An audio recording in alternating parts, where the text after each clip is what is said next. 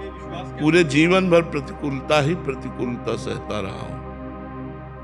आज क्या आप हमें अनुकूल समझ रहे हैं? दोनों किडनी खराब है, कोई अंग ऐसा नहीं जो हमारा दर्द न कर रहा हो।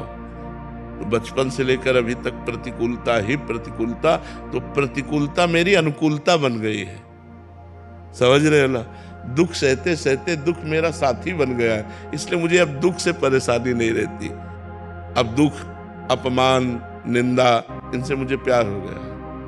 पूरे जीवन भर चलते चलते मुझे इनसे प्यार है। अब और कष्ट बढ़ता है तो मुझे और सुख मिलता है। जाना है, शरीर को छूटना है। मैं शरीर नहीं हूँ, ये नाशवान है।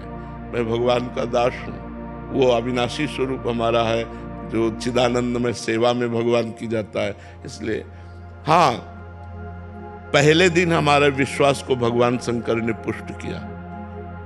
जब मैं 13 वर्ष का शरीर था तो शाम के माताजी से केवल बताया, पिताजी से तो हिम्मत नहीं थी क्योंकि बहुत कठोर स्वभाव के थे, तो उनसे डर लगता था बात करने में। तो माताजी से कहा कि माताजी हम कल बाबा जी बन जाएंगे।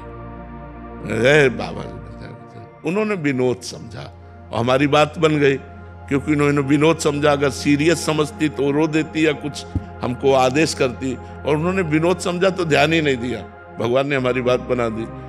सब सो रहे थे, उठे, पिताजी को मानसिक प्रणाम किया, सैया पर थे, माताजी को प्रणाम किया, भाई बहनों को हाथ जोड़ा, और एक छोटी सी गीता, और एक ब्राह्मण कुल में जन्मे थे इसलिए चटाई, और वो एक लोटा, क्योंकि गायत्री यज्ञोपवीत हो जाता है ना, तो गायत्री के लिए उतना लेकर बस वो घर से भागे।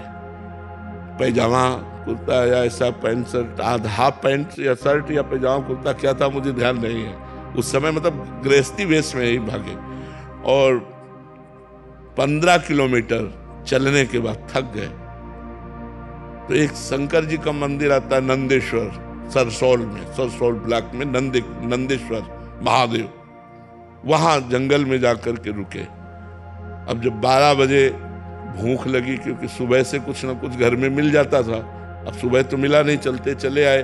अब दोपहर के 12 बज गए, भूख लगी, तो पहली बार हमारे मन में प्रश्न उठा कि कैसे जीवन निर्वाह होगा, जीवन निर्वाह कैसे होगा, कहाँ रहेंगे, कहाँ जाओगे। तुरंत हम कहा ये तो हमको परास्त कर देगा प्रश्न।